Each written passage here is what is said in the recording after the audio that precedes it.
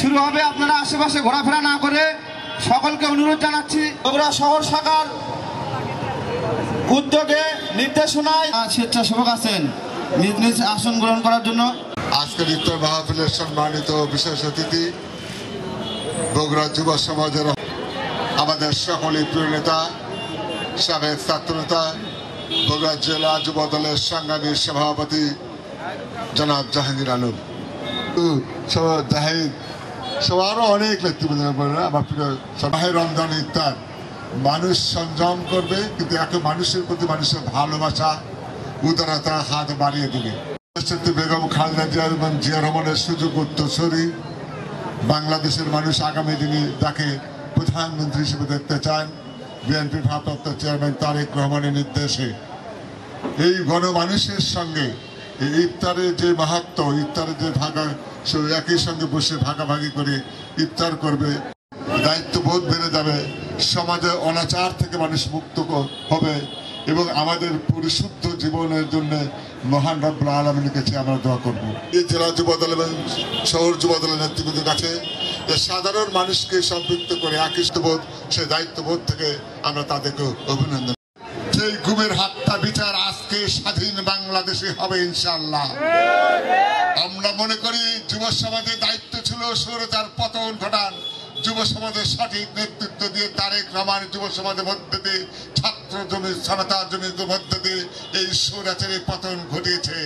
নতুন বাংলাদেশের উদ্ভাবনের শক্তিতেই প্রথমে যুব সমাজের আর এক নতুন দায়িত্ব নিতে হবে। সেই দায়িত্বটি হলো যুব সমাজ বাংলাদেশের মানুষকে আজকে সত্যির একটি নিঃশ্বাস ফেলে পরিবেশ তৈরি করতে হবে। আজকে বাংলাদেশকে অস্থিতিশীল করার জন্য কিছু অপশক্তি নব্য কিছু শক্তিরা আজকে বাংলাদেশের মধ্যে মানুষের একটা অস্থির বাংলাদেশ সৃষ্টি করা পায়তারা করছে। সাক্ষ্য দিতে চায় তাদের এই অপকৌশলকে এই যুব সমাজ আবার প্রতিরোধ করে দেবে ইনশাআল্লাহ। সেই বারবার নির্বাচিত উপজেলা চেয়ারম্যান আমাদের কেন্দ্রীয় নির্বাহী কমিটির অন্যতম সদস্য আলী আসগর তালুকদার হেনাবাই, আমার সামনে উপস্থিত মা ভাই বোনেরা, 5 আগস্টে যে সরকারটি রয়েছেন ওনারা আমরা জানা মতো অত্যন্ত দক্ষ এবং বিচক্ষণ ব্যক্তিত্ব, কিন্তু রাজনীতি ব্যক্তিত্ব না ওনারা।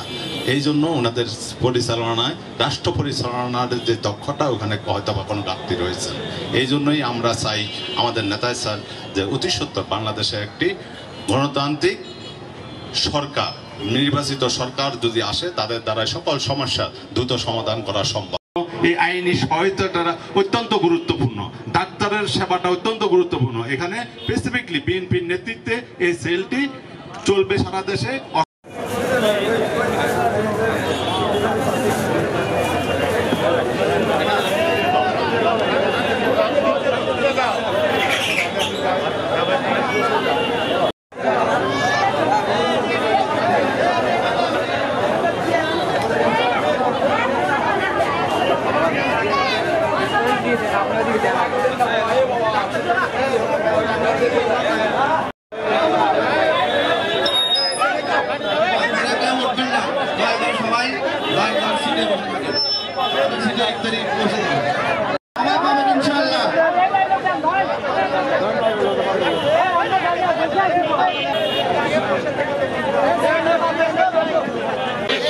কেউ উঠবেন না এখন থেকে, যার যার অবস্থান থেকে সেখানে বসার জন্য আজকের আয়োজন তাদেরকে দিয়ে দেওয়ার জন্য অনুরোধ জানাচ্ছি। কেউ যেন বাদ না পড়ে এবং যুবদলের স্বেচ্ছাসেবক ভাইরা আপনাদের কাছে খাবার পৌঁছে দিবে।